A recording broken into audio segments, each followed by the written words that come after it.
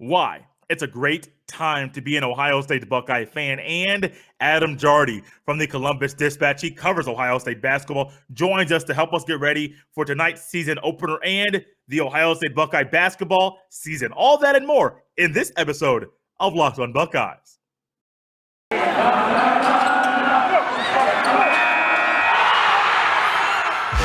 You are Locked on Buckeyes, your daily podcast on the Ohio State Buckeyes. Part of the Locked On Podcast Network, your team every day.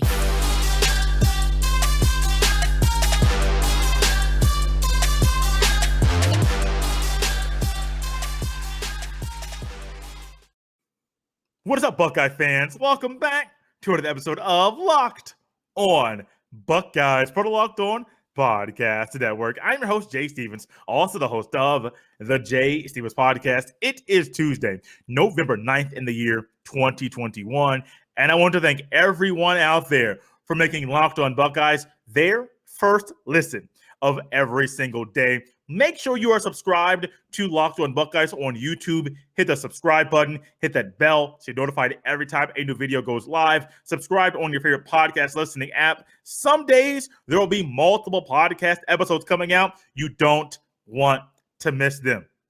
Tonight is a night many Buckeye fans have been waiting for a very long time. The Ohio State Buckeye basketball season tips off tonight against the Akron Zips, a team that Ohio State beat on the football field earlier this year.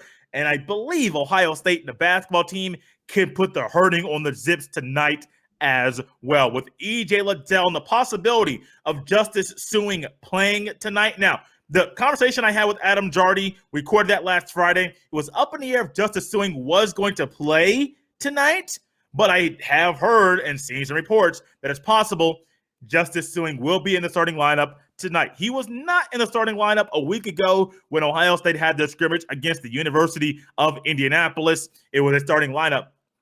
Jamari Wheeler, Micah Johnson, Justin Arns. You had E.J. Liddell, and then Zed Key. That was a starting five. Still thinking Kyle Young will be out. Of course, Adam Jardy goes into more depth with that. But even though he's out of tonight's game, it's amazing this basketball season is getting tipped off. There was an unfortunate, abrupt ending to the conclusion of last year's season, when the Oral Roberts Golden Eagles, I believe, took out Ohio State in the very first game, the first game that Ohio State played in the NC2A tournament. It was weird. The law firm of Ace Smith and O'Banner put a sour taste in many Buckeye basketball fans' mouths. But that's over. That's past. That's gone. That's away with. Micah Johnson, the gentleman that skipped his senior year of high school last year, he was in high school. He didn't drop out. He graduated, and then he joined the Ohio State Buckeye basketball team due to some injuries. He looks like that boy has been in the weight room, and he is growing into his body. He looks solid, looks strong. You got Jamari Wheeler, a transfer from Penn State, who is looking to be defensive player of the year in the conference. E.J. Liddell went through the pre-draft process for the NBA and said, it's in my best interest to return to Columbus and continue to play the basketball there for Chris Holtman. Very excited for that. You got a newcomer in Joey Brunk, who is there now, just like Jamari Wheeler, has played quite a bit of basketball in his time period in college basketball. I do believe Joey Brunk has a spot with this team. I do think Justin Arns, Justice Sueing, I do think those two gentlemen make some splashes and they wow people with their play. Let that boy Arns get that lefty shot going smooth as silk. That boy will put it in the bucket really, really quick. We talk about how it's a good time to be a Buckeye fan. The basketball season starts tonight, but it's another reason a great time to be a Buckeye fan, because the football team is in the midst of competing and fighting and trying to win another Big Ten football championship. Yes, they have a game this weekend against the Purdue Boilermakers. You also are trying to get ready to play one game at a time. They got a game coming up against the Michigan State Spartans. There is a 12 noon kickoff on November 13th. That is on ABC. I believe it's on ABC as well. And then you have that game. November 20th. That's a 12 noon kickoff. Then, of course, the game against Michigan at the end of the year, the 12th of November. Big Ten Championship game, December 4th. Assuming everything goes like we think it will, Ohio State has a really good shot to not only be in the Big Ten Championship game, win a Big Ten Football Conference Championship, or another one, and then they got a good shot to compete, be in the playoff, and compete to win a national championship. Ohio State basketball, a lot of excitement, a lot of anticipation, a lot of questions about what we're going to see from this team. This team, Nebraska is amazing, and Ohio State has a really good chance, a really good opportunity to put the country on notice, because I do think Ohio State fixes some things on offense, and they will look really good this upcoming weekend. The basketball season starting tonight.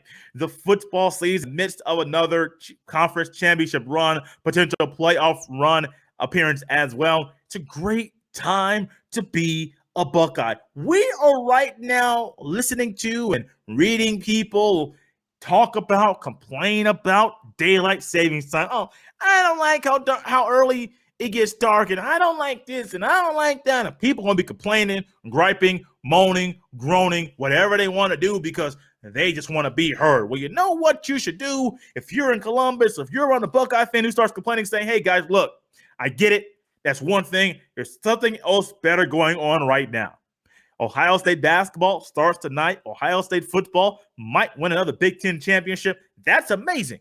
Y'all can complain about things all you want to. Y'all can't control that. Let's look at the positives. Let's think about how great it is to be a Buckeye fan, because the basketball team could win the Big Ten championship this year. It'll be tough, but they can do it. The football team looks like they'll do that thing as well. Basketball season tips off. The football team in the midst of another Big Ten Conference Championship game appearance and win. Let's rejoice. Let's be happy. Let's be excited.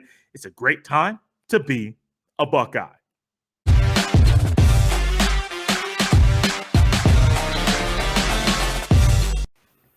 And joining us now here on Locked On Buckeyes, it is Adam Jardy. He covers the Ohio State Buckeye basketball team for the Columbus Dispatch. Adam, welcome back to the podcast. Hey, Jay, thanks for having me back. It's really good to talk to you again. Yes, it is, and it's really good and exciting that the basketball season returns tonight. I'm excited for basketball, and I'm sure, Adam, you're excited to see what the Buckeye basketball team does this season.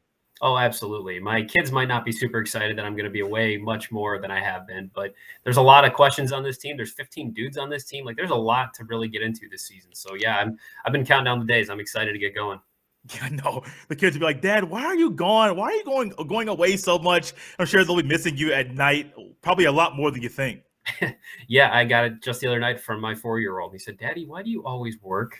I said, well, that's kind of my job, buddy, but I do my best to work when you're at school and sleeping. But yeah, it's that time of year. They understand. It is. I'm excited for this basketball season. A lot of new faces, some returning faces. Happy that Liddell is back. What are some early thoughts about this team? I think they have more options than I think anybody knows what to do with right now. I mean, I think when you have an experienced roster like this, with, like I said, 15 guys, you've got guys that are in their 6th year of college basketball. I mean, it's really an unprecedented type of season. And I think that's a fascinating just kind of outlook that, you have so many different combinations, so many different possibilities. I don't know what it all looks like. I think the talent level is very high. I think finding out how to get the most out of it is really going to be the biggest challenge this season, because you just have so many different ways you can turn. And then I think when you think about what this team might look like, I have concerns about health. And that's something we've already seen in the preseason here, with Kyle Young has been out for a while with a vestibular dysfunction, and Justice Suing dealing with a groin injury, and Seth Towns has been out with back surgery. Those are 2 starters and a role player that all could play have significant impacts on this season. So I'm very interested in how it all fits together, and how it all fits together when they have everybody they expect. That's one hope that I had for this year, for this team, was the injuries that plagued the team last year. And ultimately, I believe derailed them against Oral Roberts. Ultimately, I was hoping that this year would be a year where the health would be better than it was last year. But you mentioned Suing and Young. I completely forgot about. I knew about Seth Towns' back injury completely spaced it. I mean, you mentioned those are 3 guys that played last year, and I was expecting for Towns to make more of a bigger contribution off the bench. Not sure that'll happen early in the season. Not sure when he'll return. It's just unfortunate because he's had one thing after another after another. Yeah, it really is unfortunate. And that's a guy that you feel for. In the time that I've gotten to know Seth, he's rapidly emerged as one of my all-time favorite athletes. I mean, that dude just his intellect, he works on a whole different level than I can even comprehend. And every time I get to talk to him, I feel like I come away a little bit smarter and a little bit better informed about the world and the game of basketball. And I come back to a lot. One of the things that he told me very early on when he committed to Ohio State, because he was coming off of having missed 2 years at Harvard with knee injuries. And he said he didn't want to promise like a specific like stat line or numbers or things like that to Ohio State fans. But he said that he wanted it to be very clear that fans would see what it means for him to play for Ohio State. And the fact that he's gotten to do that in some doses at times, but that he has another separate injury that's holding him back now. Like, I really genuinely feel for the guy. I mean, it means a lot to him to have the opportunity to play for Ohio State. This is a kid that grew up with an Ohio State basketball mural on his wall. And the chance to come back after getting a degree from Harvard, which, I mean, we all should aspire to degrees from Harvard, to do all the things that he's done and to have this chance to write this chapter of his career and to have a separate injury. His knees are fine. He's as healthy as knee-wise as he's been in 3-4 years. And then to have this other injury pop up is just really unfortunate. So he should be back sometime late December, early January. But you really you hope that he can do what he wants to do at Ohio State, which is leave an impact and show people how much it means to him. And I think the fact that he's coming back, that he's still trying after so many injuries to fight through it and to play for Ohio State, I think that tells you a lot about his commitment. What does E.J. Liddell's return mean to this year's team? I think it's huge. You look at why this team was so elite offensively last season. E.J. Liddell and Dwayne Washington. I mean, those guys played at all Big Ten levels. E.J. is the first team all Big Ten player to come back to Ohio State since Aaron Kraft did.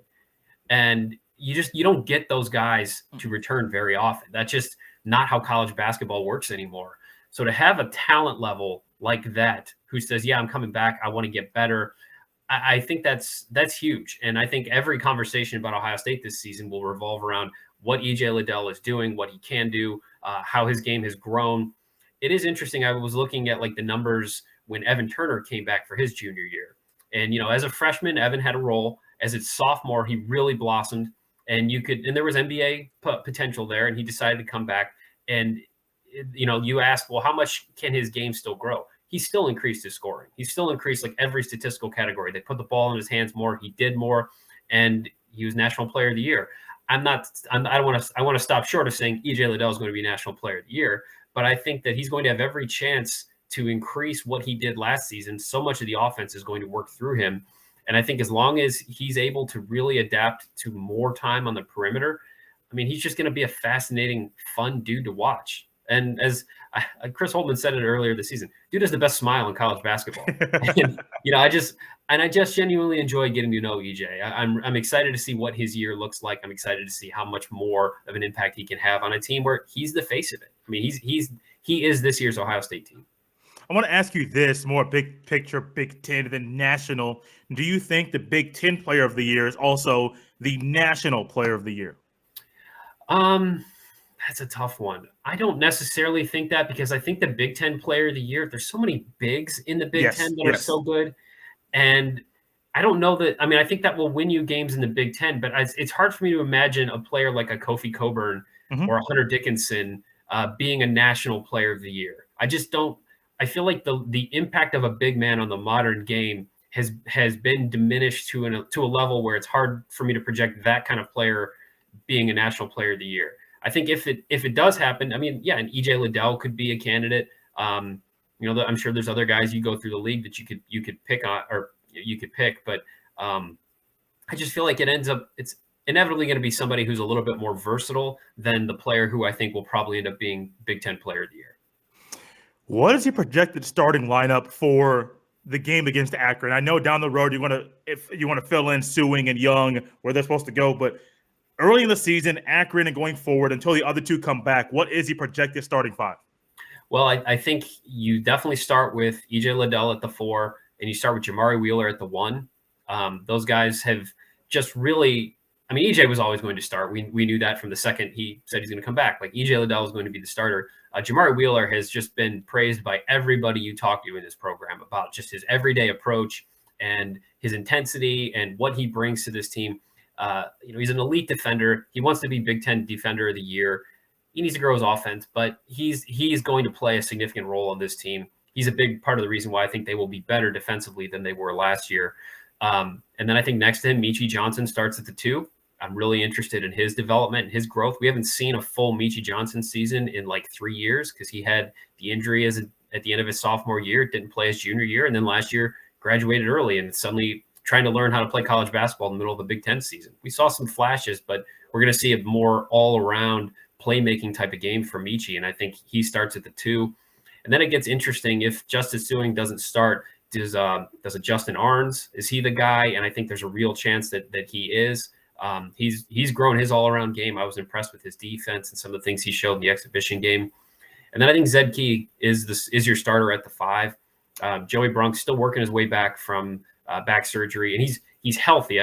When I say working his way back, just getting used to playing at a high level for consistent period of time. He struggled in that exhibition. He fouled out against Indianapolis. So there's still some work to be done there. He's going to play a big role for the team, but that's the way I see it right now. I think obviously if Justice Sueing is healthy, he starts and plays a lot. What can you tell us about Malachi Branham? He's awesome. I think Ohio State fans are really going to like him. We saw it. I got to watch him during the summer. There's a league here in Columbus called the Kingdom Summer League. Mm-hmm. That's really, really cool. Where you can go out and see these guys play. It's a little bit more organized than an open gym, but Malachi got to go out there, and the first time he played, he really struggled. And then in the second game, I think he put up like 50. And goodness. Yeah, I mean, and it might have been 40. Either way, he's had multiple games where he's topped 40 points in that league. And you could just see like the competitive desire and the intensity that dude brings. He's Mr. Basketball in Ohio last year. He brings a lot of pride to what he's going to give Ohio State. There were some questions about how would he adapt to the college level, because at Akron St. Vincent St. Mary, they asked him to do a lot of things. He was posting up. He was using his size advantage to to work to his advantage. And he doesn't have to do that stuff at Ohio State. They want him on the wing. He's a guard. The question was, how would he adapt to that? And every report I've gotten has been that he's really, really exceeded some of those early expectations. I had someone tell me that his everyday approach in practice is very uncommon for a freshman, that he has just come in with the right attitude and the right drive, and he's really made a lot of people big fans of his. And so I think he's the kind of guy that if Ohio State has a season where the Buckeyes are like competing for a Big Ten title, I think Malachi's in the running for like Big Ten Freshman of the Year. I think nobody's talking about him in those words just yet, but I think that potential is there. I think that's where this season could be for him. Cedric Russell is someone that I was thinking would start at the 2 spot in the shooting guard spot instead of Micah Johnson. I understand he's new to the team, but I thought that his scoring and how he can just put the ball in the basket would be very big for this team early in the season. But you say Micah Johnson. Am I expecting too much from Cedric Russell early in the season? I don't think you're alone in that. I think a lot of people I've gotten a lot of people that have said to me that, yeah, they think he's going to start. He's going to do this. He's going to do that. I've had my reservations for a while. I mean, I think he's a player, and I think he can help them at times. If you go back about 10, 12 years or so, there was a year where Ohio State really needed a guard. They went out and brought in Jeremy Simmons, who was a JUCO transfer, and he's really, really highly rated. He had done great things at that level, but he struggled adjusting to the Division I, high major level. And I think that's where Cedric is. There's still a belief that by the time, we're a couple games in, maybe December, January, maybe he sort of starts to hit his stride and figures it out. But he has struggled in the preseason. He did not play well in these close scrimmage that they had against Ole Miss. He was the last guy off the bench in the exhibition against Indianapolis. And he struggled once he got in the game. He kind of forced his shot a little bit, wasn't particularly proficient. He likes his shot, and he's going to have opportunities. This is a wide open backcourt, and I think you're going to see everybody that can play get some early opportunities, and he's going to have those. But I think right now he's clearly behind just about everybody on the depth chart. And there's a potential for him to climb that. And like I said, he'll have those chances, but he has not adapted to the level quite as quickly as I think the outside world might have expected. Will we see Micah Johnson also play the possible point guard role with the second unit? Yes. Yeah, absolutely. And it's interesting. He was asked about that in the exhibition, about how when he's playing with Jamari, obviously Jamari's not known for his offense, but Micah can sort of be a little bit more aggressive and look for his shot and look for ways to be a playmaker. And then there's going to be times where we're going to see, I think, Micah Johnson, Malachi Branham on the court together. And so you've got two dudes who basically should be freshmen. I mean, it's Micah's second year. They're both classified as freshmen.